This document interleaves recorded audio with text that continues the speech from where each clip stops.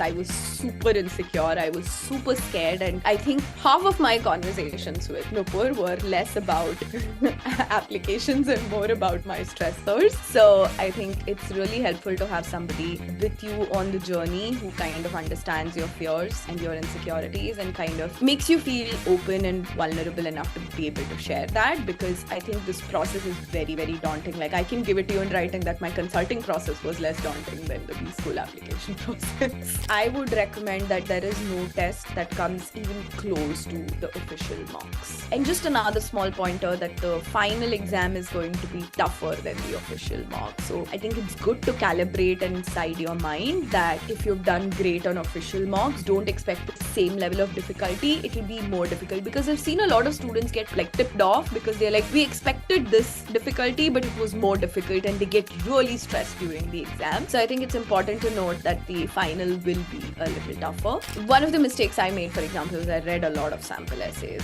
Just don't do that in the beginning. And you told me not to do that, and I still did that. I think it could have saved me a few iterations if I didn't do that. Speak to a lot of industry experts, and you don't need to reach out to big shots, but get a perspective of somebody who's worked at the shop floor or the ground floor. And also in your company, whichever is your industry, talk to somebody who's a visionary, like a COO or a CEO if you can, because you get their perspective on these industries.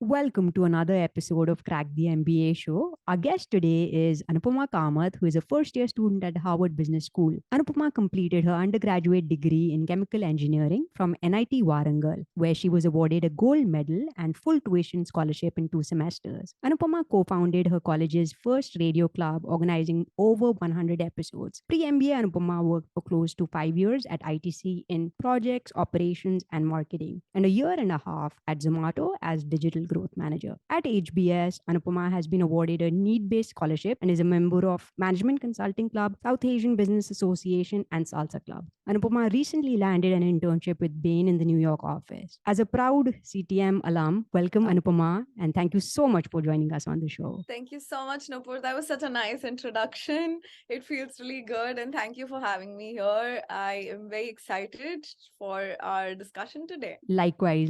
So Anupama, to begin, can you tell our audience a fun fact about yourself? A fun, not a very happy fact would be that it's my second semester, and every semester I've gotten COVID. So I just recovered from one, and I got one just when I started school at HBS as well. So I think that's the most recent fact about it.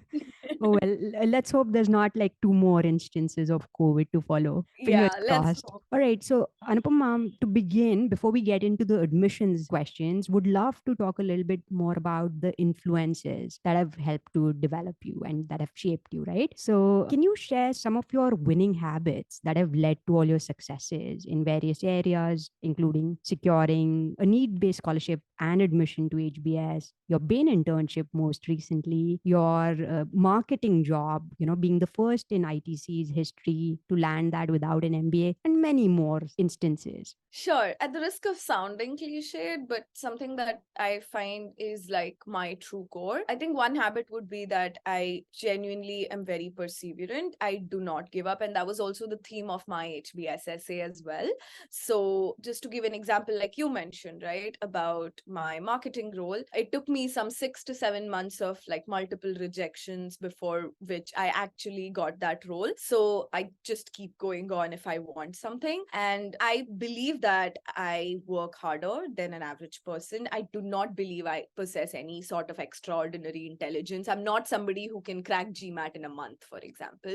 I need to put in a lot of time, a lot of effort, and a lot of grunt work to get what I want, be it a quantitative exam like GMAT or a qualitative process like an application process for B schools. So yeah, I think that's second. And third would be that I kind of find my motivation. People tell me that this is something that's unachievable or that I cannot do something. I think I wouldn't necessarily call it a habit, but I think something that drives me is when people tell me that. And for me, even on the face of it, I might be very disappointed and I'll be devastated, I'll be crying, but deep down there is this drive inside of me, or this ick that, okay, I really need to achieve this. So yeah. Very, very, very inspiring, Anupama. And if we were to dig a little deeper, right, what do you think is at the source of those habits? Is it something about your upbringing, or maybe some inspiration, some books you used to read, or anything else in your environment that you think contributed to those? I think more than something very conscious,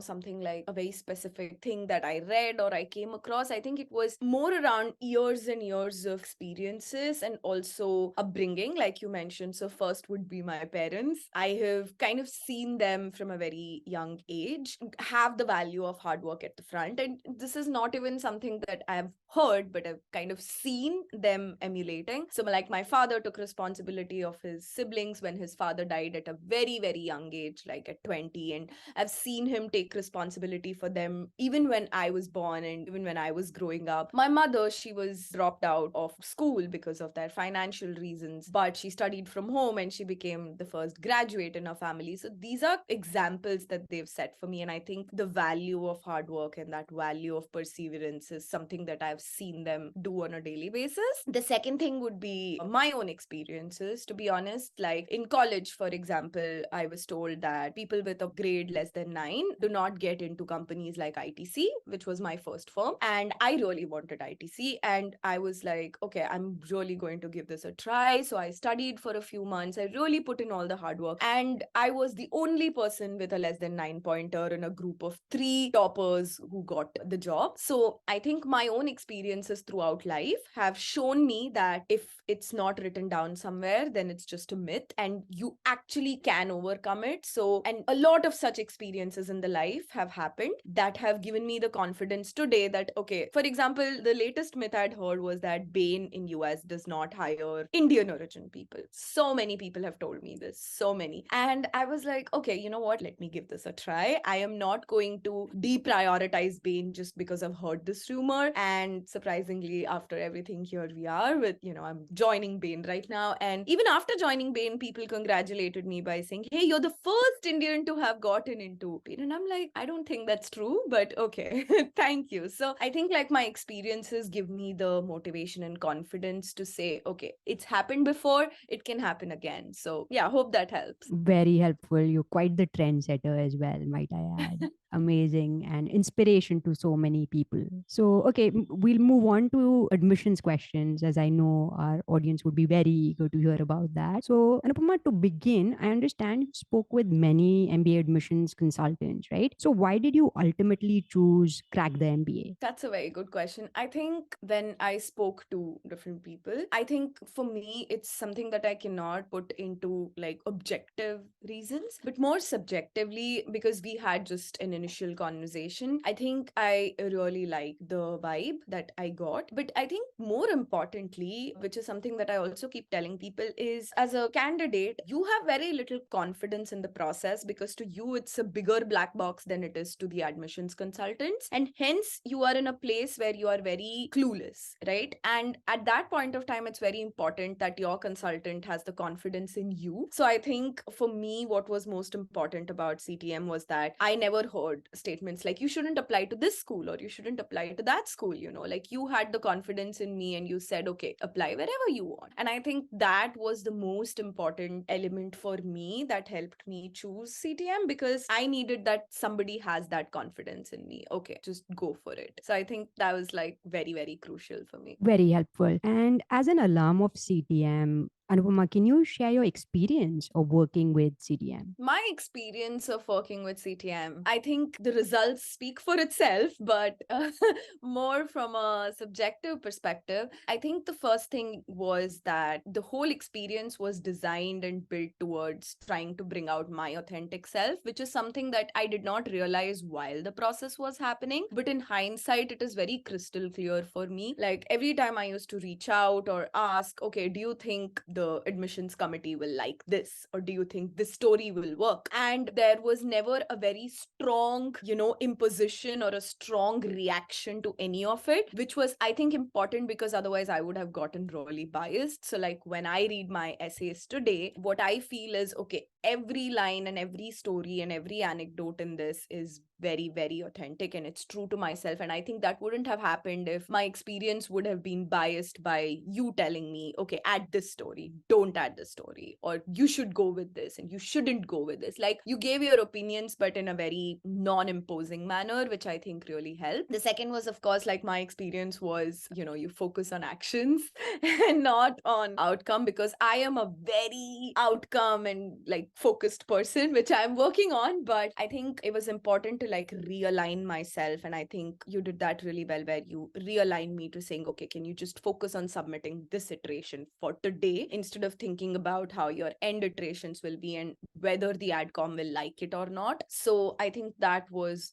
really, really amazing. Yeah, I think those are the two things that I genuinely have taken away from this experience, because when you are in the middle of the storm, it's really difficult and it can sometimes get very scary, for the lack of a better word. But and third and most importantly, I think all the candidates will be, for sure, there are very few people who will not be insecure throughout this process. I was super insecure, I was super scared, and I think half of my conversations with Nupur were less about applications and more about my stressors. So I think it's really helpful to have somebody with you on the journey who kind of understands your fears and your insecurities and kind of makes you feel open and vulnerable enough to be able to share that, because I think this process is very, very daunting. Like, I can give it to you in writing that my consulting process was less daunting than the B school application process, emotionally speaking. So yeah. Very helpful. Thanks for sharing that, Anupama. And I guess there's some hope for people who get through, right? That the recruiting process would be easier for them now that they've made it. Absolutely. Like, this is not even something I am saying. This is a unanimous word that the career team here, the career coaches that we have on schools, the companies themselves say that if you cracked HBS, you will be able to crack this.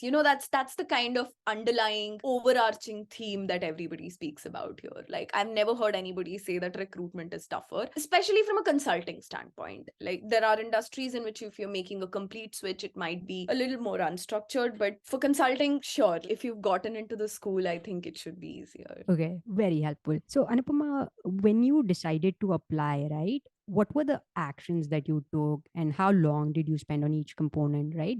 Be it tests, essays, networking, and the application itself. I took a sequential approach. I first focused on GMAT and getting it out of the way. So I spent about 4 to 4.5 months on GMAT. And after I was completed with that, I approached admissions consultants and got onboarded with CTM. And after that, I tried applying for R1, but the timelines were not matching. So I did for R2. So you could say about 4 months for the entire application process, which includes the essays, particularly, and the resume. So 4 months on that. And then, of course, the interview prep was around a month odd. I think that was pretty less. Okay, very helpful. So we'll talk about each of the components individually as well now, Anupama. So for someone who wants to score a 750 or above on the GMAT, like yourself, how do you recommend they structure their preparation? So I had a slightly unusual approach to GMAT preparation. So I highly recommend it, not because it just worked for me, but I believe in the underlying concept of that. And I'll give you a bit of details about it. So my unusual approach was that I spent around 80% of my time doing untimed practice and just 20% of my time doing timed practice. So how I approached the overall preparation was the first 2 months, I only did concepts from EGMAT. They have some really good videos that kind of help you set your base very strong. And after those 2 months, I spent about a month and a half just doing untimed practice. And by untimed practice, I mean I spent 30 minutes per question, where I analyzed every option, every statement, every word, irrespective of whether my question went right or wrong, because that helped me understand the tricks that GMAT deploys and also my strengths and weaknesses, and to see how I think. So when I kind of dissected it, so that's what I did in the last 1 month or 3 weeks. I just did timed practice, because how it helped me is when you do untimed practice for a very long period of time, in your subconscious, your concept becomes very strong. So then when you have to solve that question in less than a minute, it's not your conscious mind that helps you, it's your subconscious mind that helps you. And that was very strong for me. So I solved fewer questions than an average person solves. I only did official guide.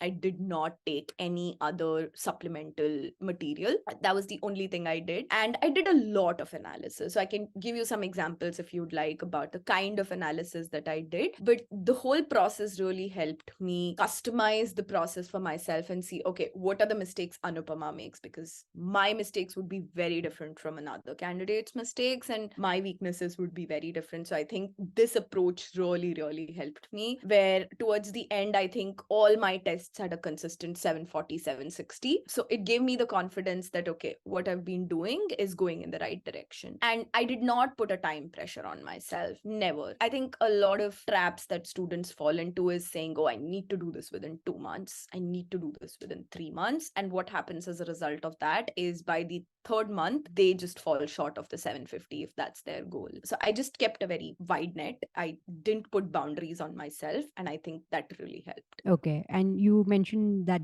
you could talk about some of the analysis. Would love to hear your insight on that. So I took a sample of like 20 wrong questions that I did, and I kind of tried to find patterns in them. And one of the pattern that I found was most of the answers that I marked wrong were like option D or E. And what I realized is emotionally, psychologically, when I'm solving a question, if I don't feel the first three options are right, then I just automatically put D or E, even though I don't have conviction in it. That really helped me understand my mindset when I solve a question, that if I don't have that confidence, I'll just mark something. So I tweaked my approach after this. I was like, even if it takes that 5 additional seconds, can I just spend some time on the first three options to understand them and kind of get a sense of what they're saying, so that I know why I'm rejecting an option or why I'm accepting an option. And the second analysis I did was I tried to identify why my answers were wrong, and I kind of found a theme that I misunderstood one word. And that's what GMAT does when you approach 740 plus questions, where it's just one word ticks you off. So that was a theme, and I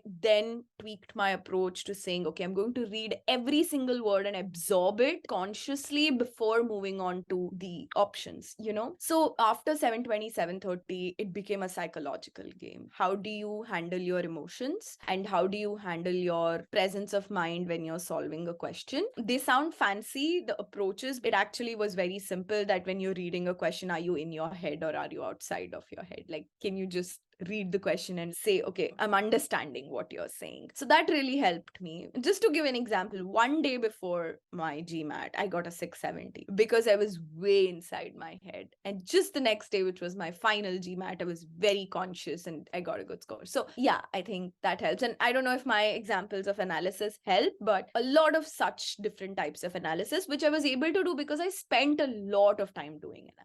A lot of time. I think the key is to not do more and more questions. It's to sit with your sample of questions you've already done to identify what you do right and what you do wrong. Understood. That's really helpful, Anupama. And how many tests did you take? Like the full tests? Not more than 10. Okay. And what was the source of these tests? Where were you sourcing them? They were all official. They were mostly official. I think official, if I'm not mistaken, my memory is a bit rusted, I think gives you 5 or 6 official mocks. And the remaining 3 to 4 I sourced from EGMAT 1, like all free tests. I didn't want to spend more money. But honestly, I would recommend that there is no test that comes even close to the official mocks. And just another small pointer, that the final exam is going to be tougher than the official mock. So I think it's good to calibrate inside your mind that if you've done great on official mocks, don't expect the same level of difficulty. It will be more difficult, because I've seen a lot of students get like tipped off because they're like, we expected this difficulty, but it was more difficult, and they get really stressed during the exam. So I think it's important to note that the final will be a little tougher, but I am a huge proponent of just sticking to official stuff. So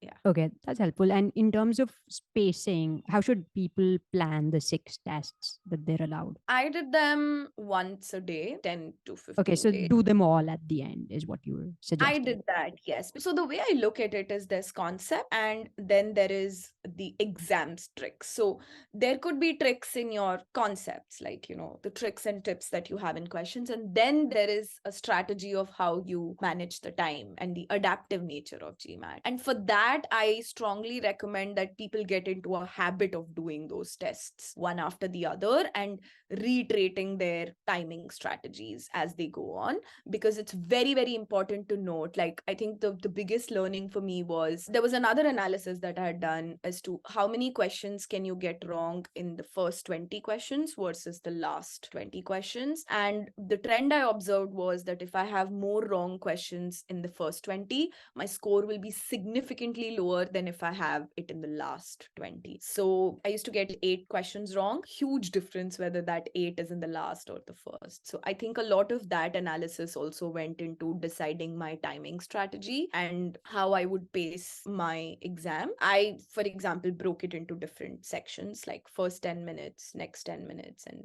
the last 18 minutes or something like that. And there are a lot of timing strategies available on the internet. So I think that's a slightly easier part, in my opinion. Okay, that's helpful. So what I'm also hearing is spend more time on the initial questions. Yeah, a little more time, because I think the way the exam works is they start with, I think, 700 level or a 710 level question in order to identify your baseline. So if you keep solving them right, it keeps giving you 720, 730, 740. But if you get them wrong, it keeps going down to 650. And once it's gone down to 650, no matter how many good questions you solve, it never goes up to 750. I think that's the system and that's how it works. So, and I've experienced this for myself, where my first 10 questions, if they're wrong, no matter how great you do, the exam doesn't give you a difficulty level question. So generally people end up spending slightly more time in the first 10 questions compared to the last 10. And you kind of get the feeling, your last 10 questions are very simple.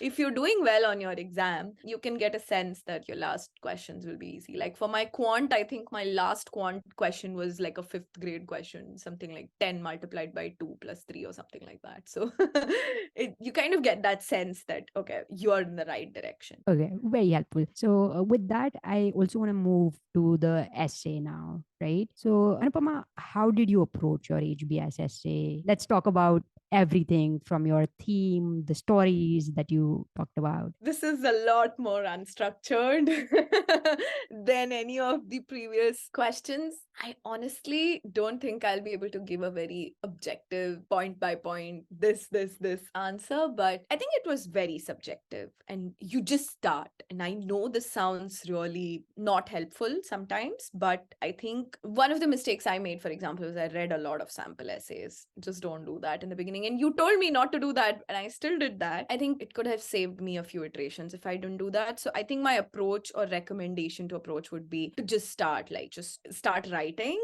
I want to double click on that a little bit. Now that you've done what you did, right? Why do you think it's unhelpful to read the sample essays at the start? I think because you fall into an unknown trap of copying. Believe me, it happened with me. I subconsciously started following the themes, which was, I think a lot of themes are around challenging status quo. And that was true for me, right? Like you just mentioned, I've kind of done things that, have been myths or, have been told to me to not do. But it wasn't authentic. It just felt like I'm copying XYZ. So I think the biggest trap is when you read that essay, you may feel like it's a good essay, but it doesn't feel like you're reading about yourself. And I think that is the biggest trap somebody could fall in. I fell in because I remember my HBS iterations were 14. I still remember. I made 14 iterations on my HBS essay because the first few essays were very similar themes as to what I had read. And even I think the biggest reason is when your mind is blank and you have no template, you tend to latch on to templates you have read, which is why, as difficult as it may be, it's very important to just write something, even if it is the worst possible essay iteration ever. You just write something, like pick a theme probably and just write about it.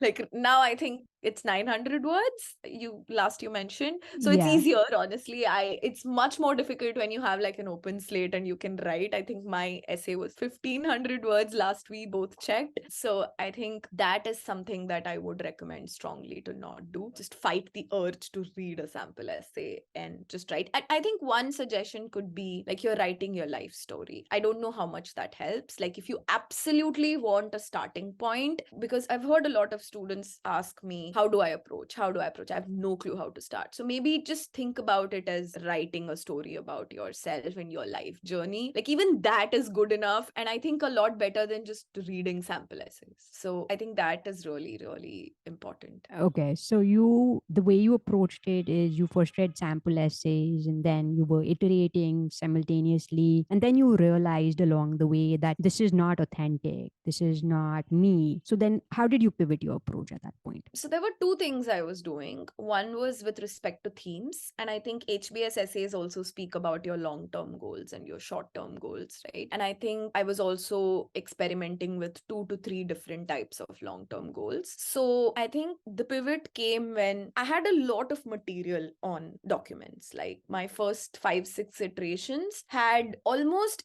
every piece of anecdote, every value. It was like an exhaustive set of information on the Word documents, right? And I think after the 6th iteration, the pivot came when I was conscious about letting go. I think that was the pivot, because what's most difficult is to choose your stories and to choose your themes. And it's very tempting to say, I'm A, B, C, and D. I've done X, Y, Z, and 100 other things in my life. So I think for me, the pivotal moment came when I said, when this story looks great, it sounds awesome, it looks beautiful, but it is not very close to me. It's not something that gives me a lot of confidence. So I pivoted when I started picking and choosing and letting stories go, letting themes go. If I was perseverant and I was also creative, I said, I'm going to let the creative theme go, because that doesn't define me as much as perseverance defines me.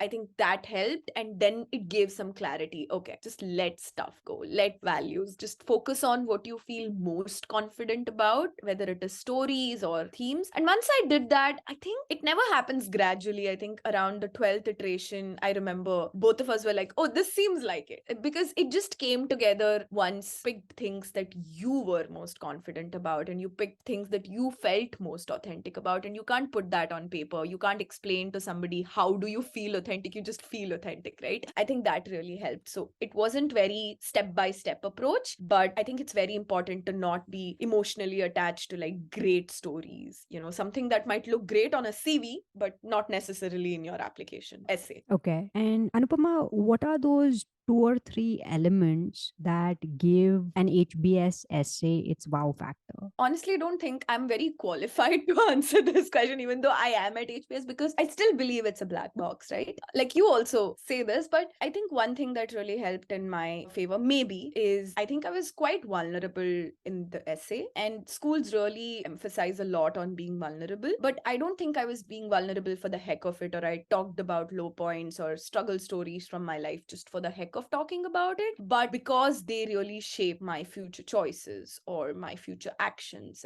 or my approach towards life. So I think one thing that I see there is a theme is, before every success anecdote, there was a lot of vulnerability in terms of my feelings and my emotions and how I felt, and whether it was insecurity or whether it was fear or whatever is the emotion. So I think that really helped. And second, as cliched as it sounds, it feels like I'm reading about Anupama, and I cannot emphasize on this enough. Like I've written it in my post HBS interview reflection as well, that I don't think any piece of document describes me better than my HBS essay. And I think if you can crack that, like if you read that 1-pager or 2-pager and say, I'm reading about myself, I think that will automatically bring out your wow factor, whatever it is. And I think that's really, really helpful. Like, I don't believe I've written something extraordinary in my essay. Nothing about my essay is, this just like, oh my God, it's so crazy. There are success stories, there are failure stories, and there's like everything, but I think it just speaks to me the most. Anupama, you just mentioned that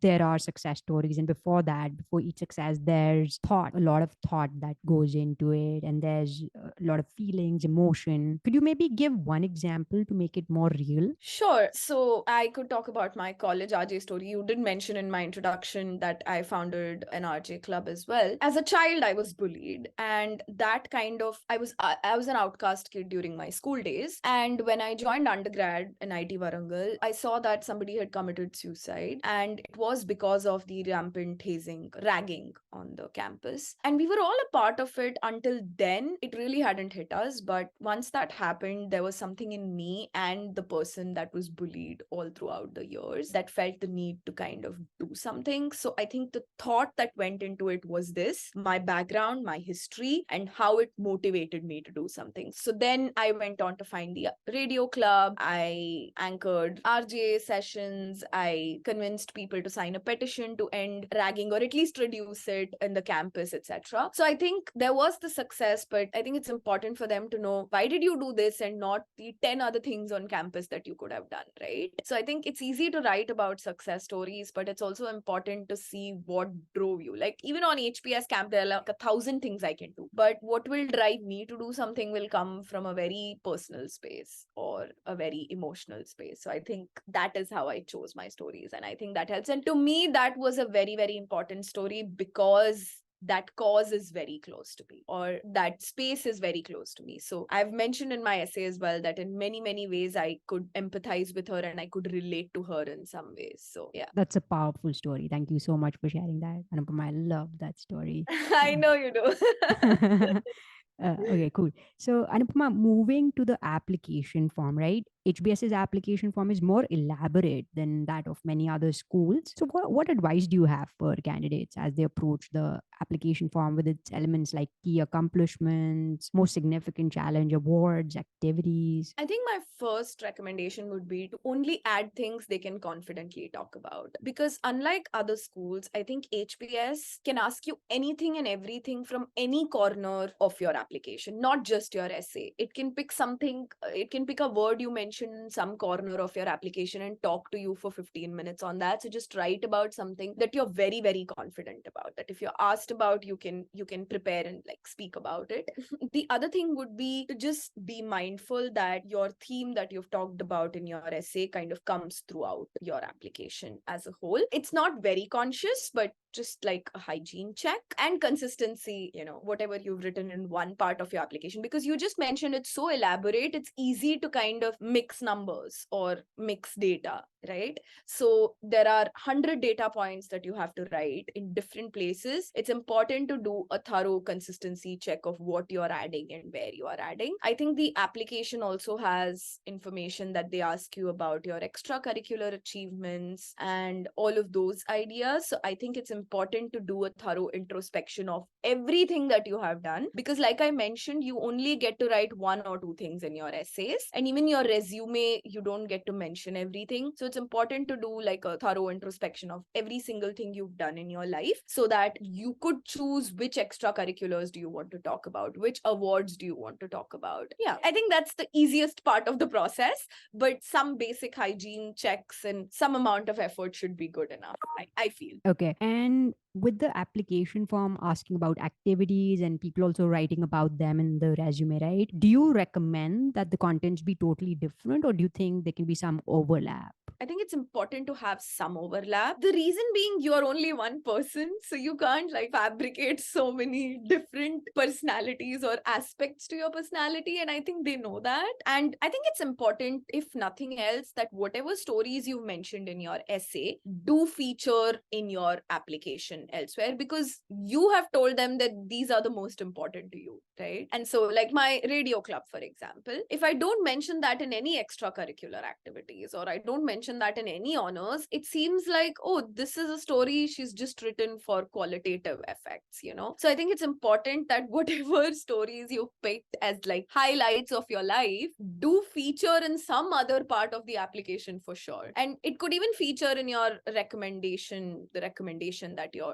recommenders write for you. But that's sometimes a black box, so you don't know. Sometimes you do. So yeah, I think it's okay to have overlap. My applications had overlap. So Okay, that's helpful as well. And Anupama, you talked about goals, right? And that also being a pivot point for you in the essay. So, what process did you follow to develop clarity on your career goals? And what advice do you have for applicants to identify their true north? I think there are two things in this. One is what you want to do, what you really, really want to do. And the other is some sort of faith or belief for the admissions committee that you will do it, actually. So the reader really doesn't know you, right? They've never interacted with you. So I think it's important to not get carried away by the left part and focus on an intersection between the two. And I think ADCOM itself says that your future choices are driven by your past actions, because the only way they can get confidence in your true north is if they see that you've done something or anything to show them that you will actually go ahead into the future and do that. So I think I grappled a lot with choosing something that I have never worked on so far, which was in the mental health space. But then I realized that when you are telling them that you want their education and to do something in your future, it's important for them to know that you have shown some interest, some action, either professionally, personally. It doesn't matter that you need to do it in a professional experience, but something to show them that you will do it. So I think an intersection between what you want to do and whether you will do it or not, and some proof of that, is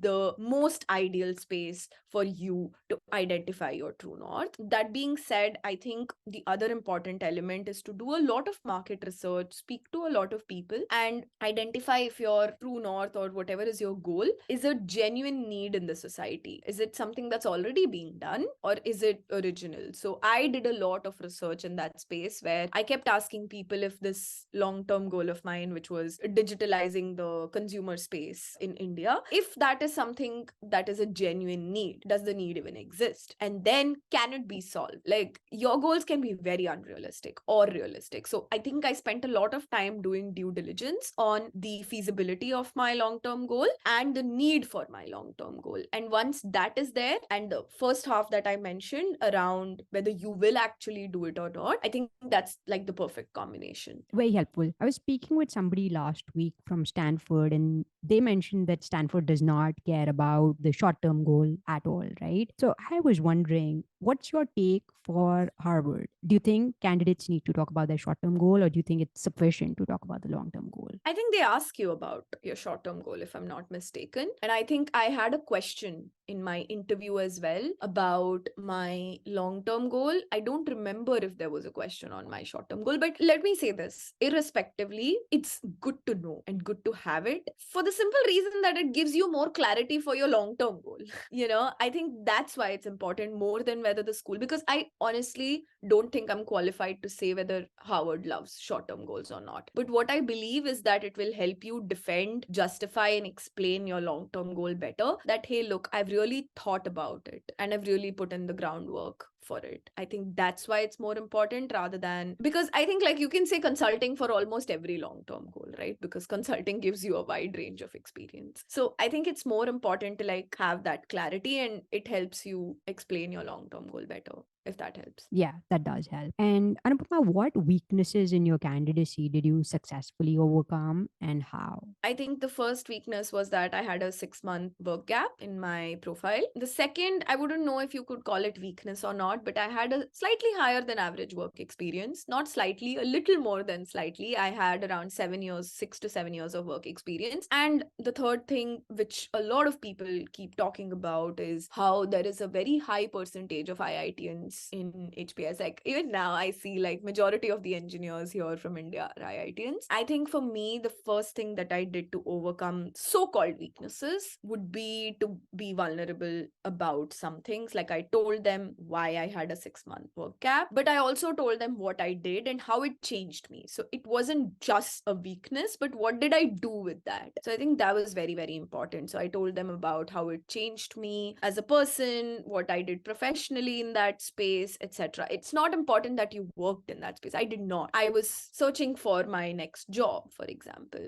I was working on spending time with my family. So I think a lot of reasons such as this gave it authenticity, and that vulnerability really helped. The second, for the other two parts, which is work experience or IIT versus NIT, I honestly didn't focus on them. I focused on my strengths. I focused on, irrespective of which school I went to or how many years of work, what did I do? So my application spoke about how those 7 years helped me come to my long-term goal, for example. So in a very subtle manner, it kind of spoke about the work experience without consciously telling somebody, hey, look, I have 7 years of work because of this and this reason. But it just showed thought that I was in this role, and then I was started from operations, came to marketing, then did digital marketing, and all of these experiences have brought me to finally realize that I want to do an MBA and I want to do my long-term goal. And I think that really helped. Okay, that's helpful. Anupama, can you share your HBS interview experience? Yes, let me give you an overview of how an HBS interview is like. First, it's a 30-minute rapid fire round. So you're asked about 25 to 30 questions in 30 minutes. So you can expect the questions come at you like a rapid fire, and you do not have time to think. You do not ask them, hey, can I have a moment to think? More often than not, they'll say no. And you have to keep your answers within 45 seconds. So that is the atmosphere setting of an HBS interview. It's very intense, it's very rapid. I think it's designed this way so that you can't lie, because when you're thrown questions one after the other, it's very difficult for you to take a moment and cook up something. And that's why I love HBS interviews as well, because whatever you say is like the most authentic stuff that comes out of your mouth. That being said, my experience was amazing. The questions were not something very out of the blue. Basic overview questions about industry. Tell me about food delivery industry. Give me a lay of the land about that. What was your experience as being the first woman in a manufacturing factory leading 200 male workers? Very, very emotions, to understand you, your emotions, and your business acumen. Like, how well do you understand your business? I think that was pretty much, yeah. I could speak about certain things that are very important for HBS interviewers if you'd like. Yes, most certainly would like that. Yeah, so there are three things that I have unanimously heard from alums. And now that I've spoken to somebody who interviews an Indian candidate as well, he helped me during my recruitment at HBS.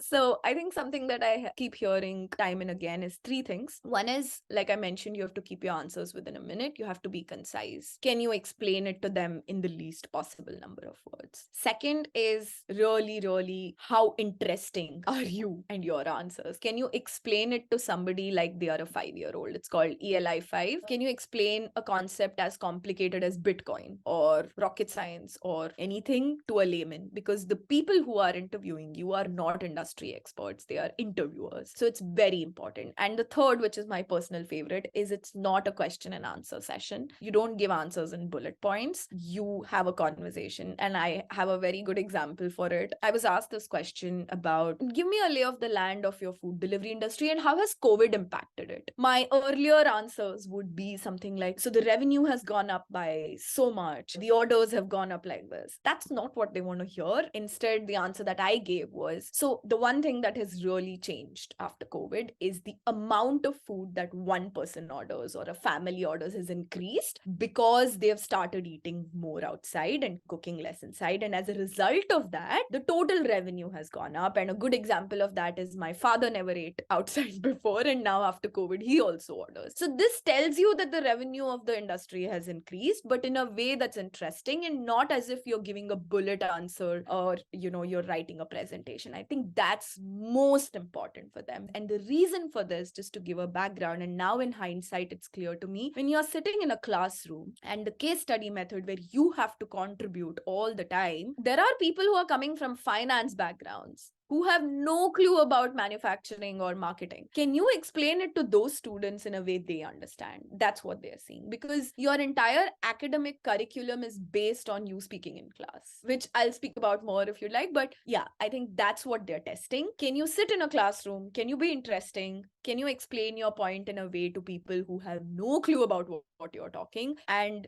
in a very conversational manner? Absolutely brilliant. Anupama, how can applicants best prepare themselves to deliver an impactful and interesting response within under a minute? Can you share that a little bit? I think one thing they could do is practice their answers with friends, as if they're actually explaining this to a friend, right? And we all do that on our daily basis. Like, if I meet somebody who asks me about my industry, I will explain it to that person. So the interesting or layman part of that is this. Keeping it within a minute takes practice, because I am not somebody who can give concise answers. I talk a lot. And I think it's important to write down the content, look at the content, and see what's redundant, what's being repeated, whether it is important, does it deserve to be in your answer? And again, if not, cut the emotional attachment to your content and leave it. I think that's the grunt work part of it, where the answer comes out interesting, but there is grunt work that goes into it. So I had Excels where for different types of questions, I had whole answers written down, and then I was cutting it short into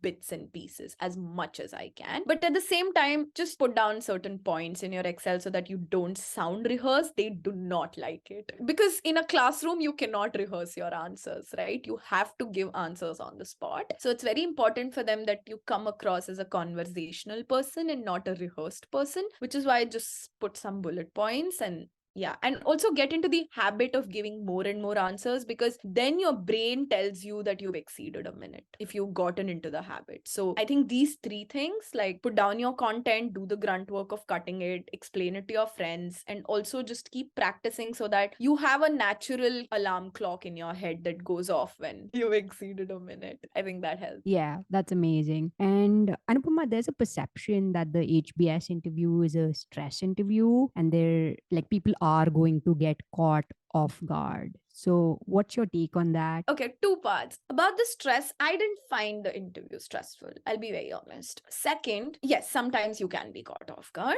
I will agree to that part. Off guard in the literal sense that you didn't expect a question and you got asked a question. What could be an example of, something like that? Maybe like from your own experience or what you've heard from friends. I think I could borrow an example from my Bain interview for HBS, but I can also give an example that a friend experienced. In my Bain interview, everything was going great, and then this person out of the blue asks, "What triggered your interest in behavioral psychology?" He didn't ask me what I do, or because I've mentioned that point in my resume, and I was like this. It's like, oh, okay, I didn't expect this question. But then I gave an answer. So I think, yeah, it was an authentic answer, but it was an unrehearsed answer. I think a friend of mine was asked about some hobby of his and how that has changed his perspective towards capitalism, thing like that. That was a little tricky. And I think the space was about nonprofits and stuff like that. So it wasn't something that he could not answer, but I think it was catching somebody off guard. The other question I was asked in my HBS interview, which was completely off guard, is, has there been any woman employee in your factory, specifically one employee that you have helped? And I was like, as a leader, I've helped people in a group, but just one person. So I had to rack my brain because this was a very, very unconventional question. I did not expect it to be in my HBS interview. So these are some examples. And I think if you have done something, your brain will throw it out. Just be assured of it, like my brain did. Stress, I think HBS focuses a lot on preparing. So you can actually prepare. Like I was very well prepared for my HBS interview. So I think it's stressful because it feels like you've given a 1.5 hour interview, but it's not stressful the way Indians call stress interview, where somebody is being rude or, has a very serious face. Like my interviewer was very sweet. She was smiling throughout. She made me feel comfortable. And I even wrote to her saying that a big part of my success is in interview is because you started the interview in a very nice way, because you could have been very serious and I could have gotten thrown off. So it's not stress in that sense. So I think it's not stressful. You just need to prepare a lot. If you don't, then it can get stressful. Yeah. And apart from the things you mentioned, Anupama, what other kind of preparation do you recommend for the interview? I think whichever are your industries that you have worked upon, having a very overview of that industry is very, very important, because they will know everything about your industry. Just to give an example, I worked at Zomato just before HBS, and she asked me, so Swiggy's stock price has been going up, but Zomato's isn't. What do you think is the reason? And I was like, how does this woman? And she gave me a piece of news from 15 days ago. And I was shocked. So know your industry, know your business, know the macro space very, very well. Because again, now I can connect to it. We have a course on economics and politics. And now I know why we asked that question, but it's very important to know that. So that's one preparation tip. The second would be to really have it in your mind that you're interacting with a peer or an equal and not somebody who's very, very senior, because your stress shows on your face. So I don't know if it's going to go back to in-person interviews this year, but even in virtual, it kind of shows. Yeah, I think that's the second. And the third is, I think also something I did, speak to a lot of industry experts. And you don't need to reach out to big shots, but get a perspective of somebody who's worked at the shop floor or the ground floor. And also in your company, whichever is your industry, talk to somebody who's a visionary, like a COO or a CEO, if you can, because you get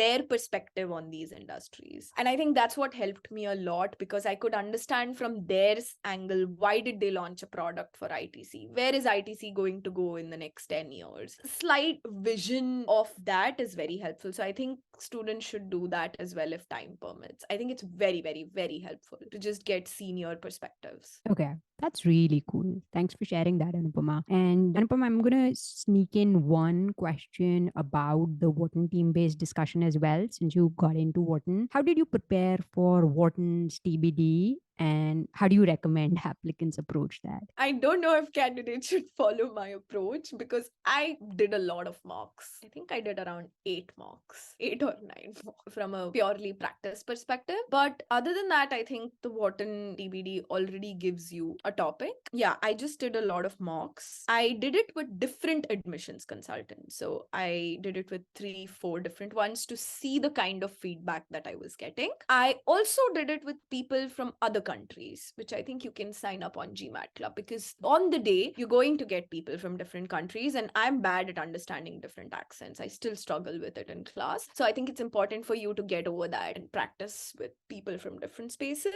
As for the real content, I think basic stuff, be nice, don't cut people, and it's really quality over quantity. There are times in my mocks I've spoken once or twice and everyone else has been constantly speaking, and it has still helped me. And this is something that I have derived from a lot of group discussions that I've done throughout my life. So I think it's important to keep that in mind. But more importantly, be concise, be crystal clear. And I think something that really helps is if you are able to drive the discussion for a group or pivot the discussion in a different way, or just do that. I think that's the highest level of contribution you can do to a group. No pressure, but yeah, I think that's what helped me. And I think one other very key piece of advice I could give is enter the TBD with very little bias of your previous mocks, which is why I wouldn't recommend doing 8 mocks. What happened with me is all my 8 mocks, everybody in my mock were very sweet, very nice, very congenial, collaborative. And on the day of my TBD, the people were very aggressive. They were like, we should do this, let's move on. Didn't ask anybody, should we do this or not? What do you guys think? And I was taken off guard, because my experience of TBDs had been, oh, people are really nice, people are collaborative, but that didn't work out. And I think I was thrown off a little bit. So just expect all different types of people. You could have a TBD group that is very, very, very congenial. You could have a TBD group that's not. You just need to focus on what you need to do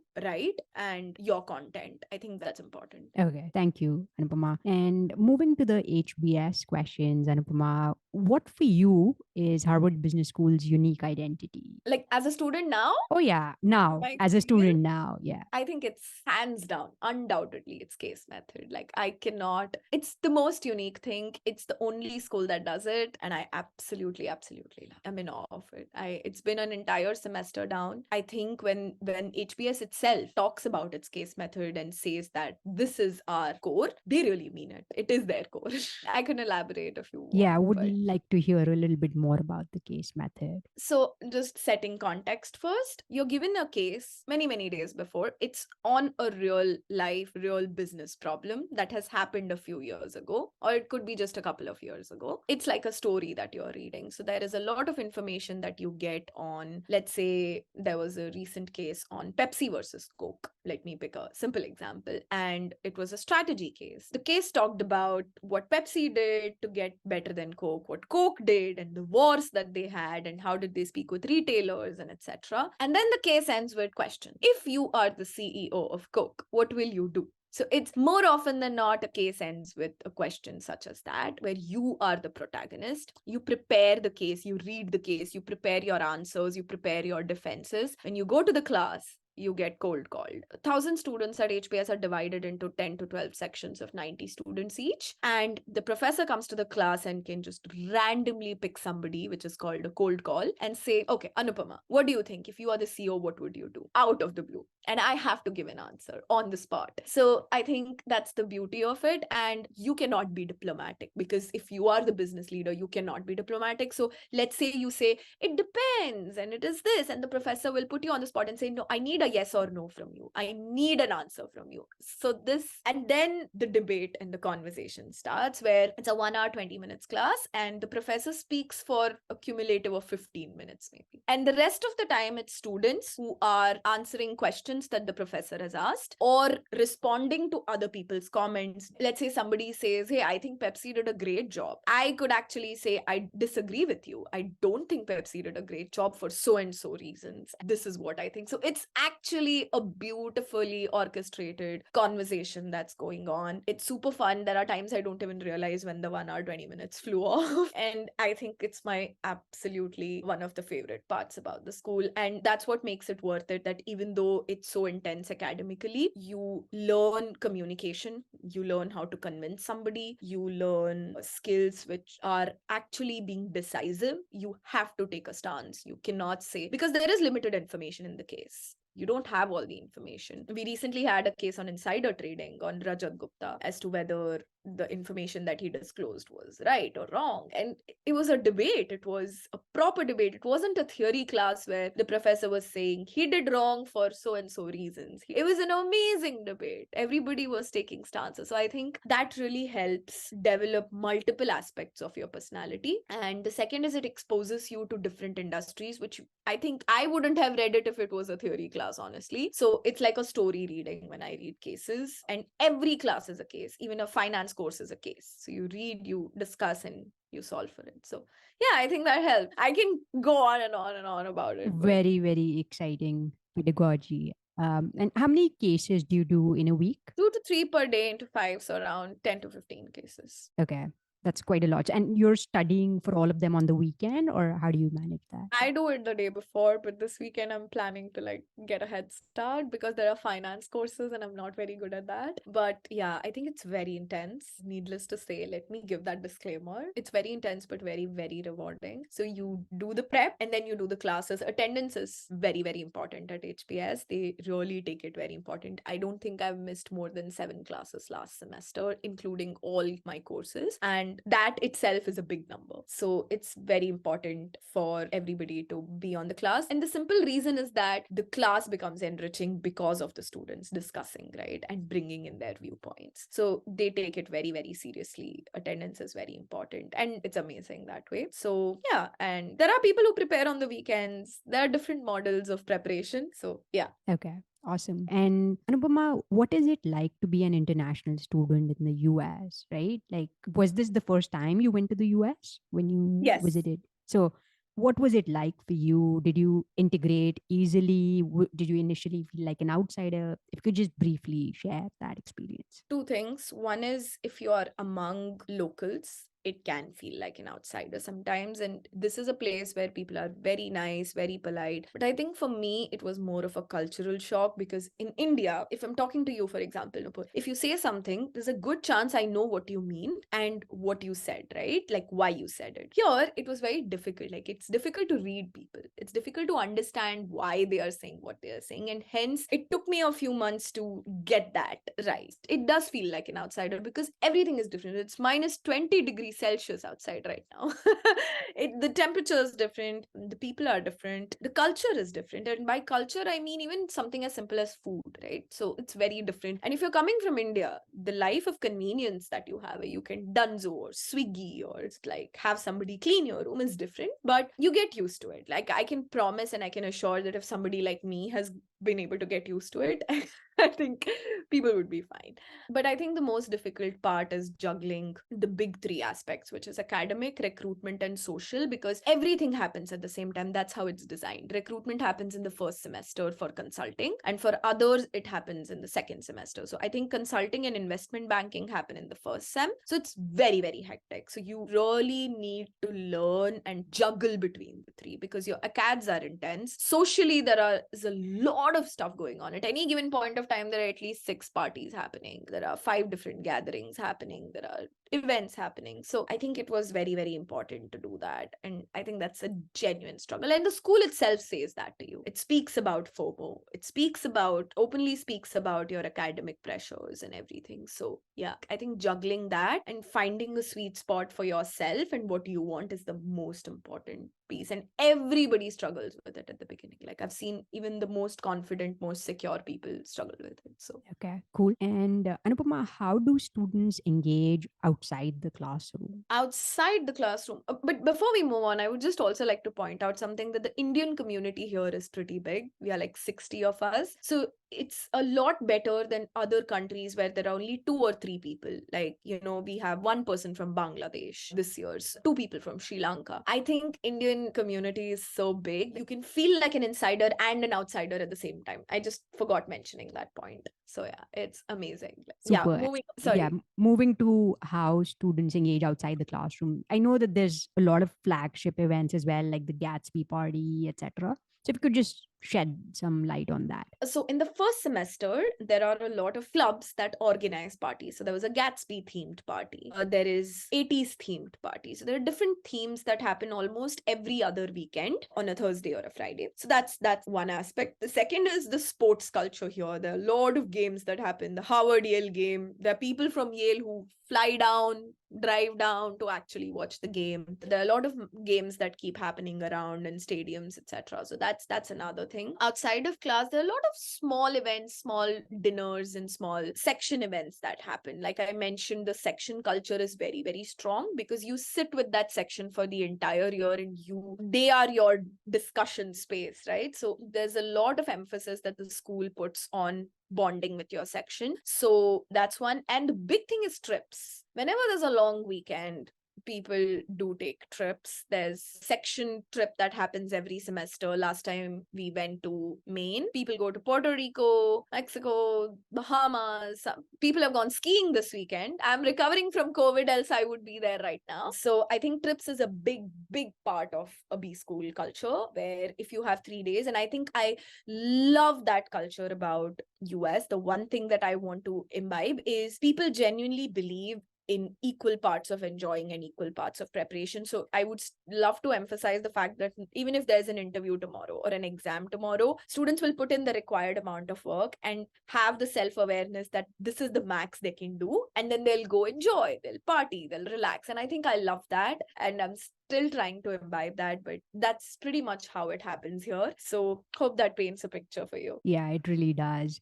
And Anupama, something else about academics that I would love to hear from you. Who are the star professors and what are the most popular electives? I think the first semester, the most popular was, for me, leadership. So I think the professors are different for different sections. Our professor was the managing director of McKinsey for 35 years. He worked there and he came to teach us leadership. Absolutely loved him. He used to conduct role plays where, he would make somebody the CEO, he would make somebody the lowest factory worker and then have them converse, and like put you on the spot, always keeps you on your feet. You cannot be diplomatic. It's the most fun I've had in his class, and he brings his experience. So most of the professors are not just academics. They come from the business world. Like we had a new course last semester, which I loved. It was on inclusion, diversity, equity, and inclusion. And our professor was a Nigerian billionaire who sits on the board of like the biggest banks in Nigeria. But he was also the first Black Nigerian who attended HBS 20 years ago. So this person taught us inclusion, and I loved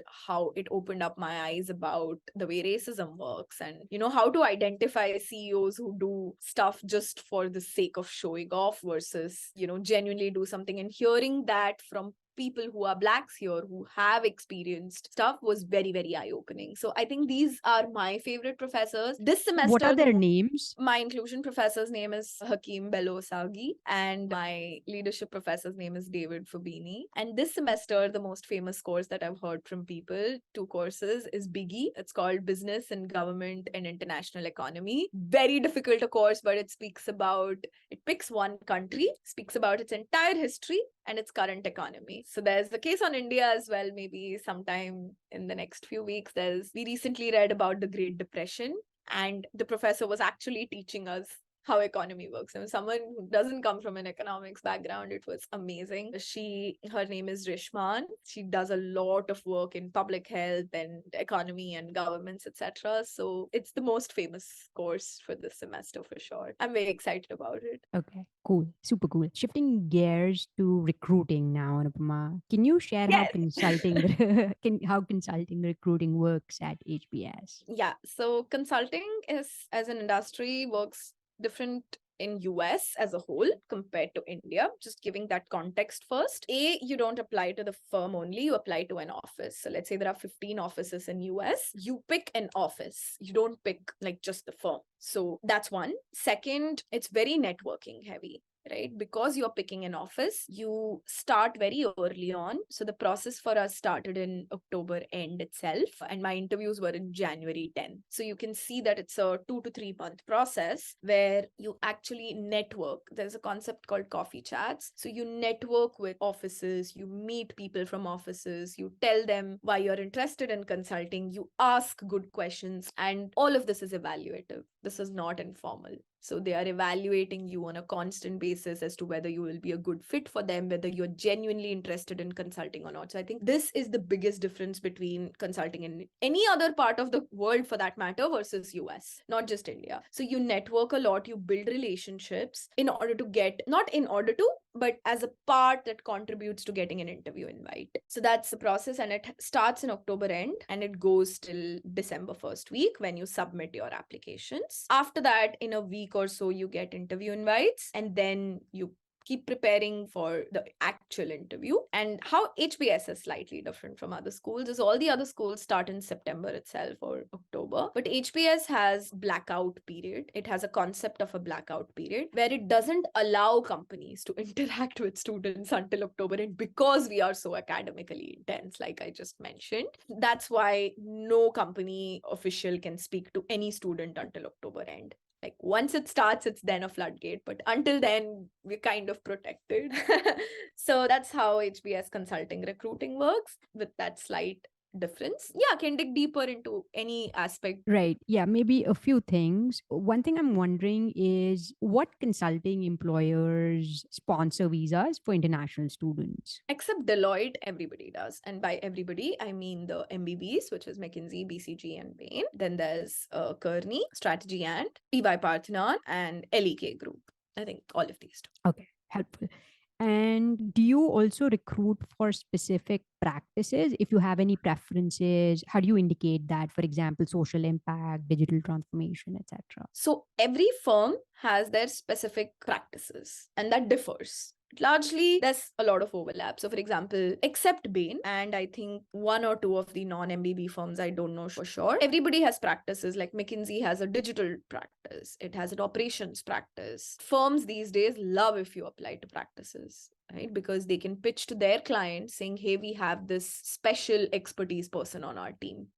So it's a plus, and now firms are moving more and more towards choosing practices. Like McKinsey outright tells you to try and apply for a practice instead of a generalist model. A generalist model is where you get projects from any industry, any expertise. And in a practice, you work for 50 to 60% on that practice, and the remaining 30% of the time you can choose other projects. Bain has a 100% generalist model for the first 2 years where they don't have practices, and they do this because they really want you to explore different industries so that you can come and find your passion on your own, because they believe it's important to hone a more holistic skill set before you get narrowed down. But to answer your original question, yes, there's a lot of opportunities to like pick practices. Okay. And how is the career and professional development structured? And how can students leverage the resources to make the most of their recruiting opportunities at HBS? I think it's amazing here in the sense that, like I just mentioned, the people who sit here for resume reviews, for help with choosing an office, for an international student, it's very difficult, right? In India, I can say Bangalore in a heartbeat, but in US, I don't know what to say. Which office do I choose? And the beauty is that the people who actually sit on these panels who help you one-to-one are people who interview students for HBS. Like they're the same team. I was helped by Kurt, who is one of the two people who interview Indian candidates. The other guy who, I forgot his name, who reviewed my resume for consulting, he sat across the table from me and was helping me with words, is the guy who interviewed a friend of mine this year for HBS. So I think it's amazing that the quality of resources is that high. And it's beautiful because they also hold sessions one-on-one, as many as you want, to even talk about your emotional fears. Like I have scheduled so many sessions with people on saying, I have no clue how to choose an office. Can you please help me? What do you think I should ask in these coffee chats? I have no clue. And people genuinely help you. You can be very transparent and vulnerable because once you're part of the school, you're part of the family, and they really treat you that way. They do. So I think the CPD that we call career and professional development, their resources are amazing. You can choose people basis industry experience, basis their expertise. There are specific people who have expertise in helping people switch careers from anything non-consulting to consulting. So you can choose them as well. So you have profiles visible and you can schedule as many sessions as you want with them. So it's absolutely amazing. Then there is the consulting club, which has people who can give you mock cases. So I have only done mock cases with them. So they are very helpful. They give you feedback and they are incentivized. They're paid a certain amount of money by CPD in order to help us. So that's amazing. And they're second years, the people who give us cases. So I think these two aspects are amazing. And then there are sessions that keep happening, give like info sessions. They are okay, but I think they're important for people who've never known about consulting or like never thought of consulting. So they're helpful too. So yeah, these are the 2 or 3 things that the CPD does. Okay. Super helpful. And Anupama, I understand you're the first person on campus to be offered a role by Bain this year. So what helped you succeed in the recruiting process? First person who got the call. Okay. Okay. As told by the company. But yeah, honestly, I started off earlier than a lot of people I know on the campus. Let me put it this way. That's one. So I practiced more, I think. Started when? I started my interview practice by mid-November. And this is with the consulting club, like meeting with Yes, second years. That's how. with the second years, with the Okay. ECs. We call them ECs here. So yeah, with the ECs, I practiced from mid-November itself. And I think more than that, what helped me is to do a lot of analysis. And I think it's just something, it's an approach that I do.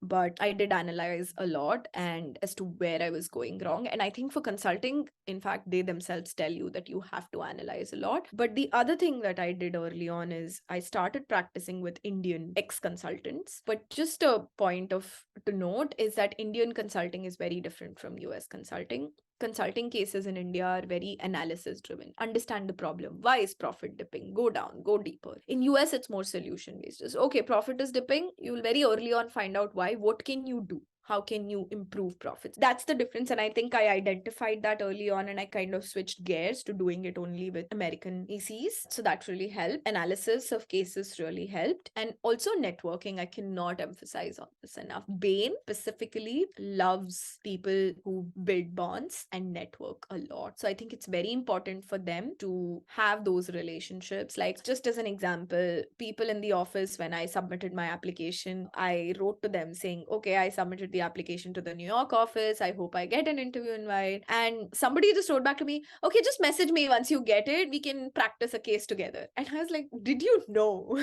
Did you know I was going to get an invite? So it's very important for them to have those relationships because I think the way decision happens is they just ask around, okay, who did you talk to? How did you find them? Were they amiable? Were they presentable? Like, so I think that plays a big role in US consulting, the kind of networks you build. Not so important for McKinsey, very important for BCG and Bain. So yeah. Okay. Very helpful. And is there anything aspiring consultants in India can do to better prepare themselves even early on? Yes, so each of these firms have a pre-MBA summer program that they open for schools. It's if you as a candidate are very sure about consulting, or at least 70 to 80% sure about consulting, it's a very good idea to network with people.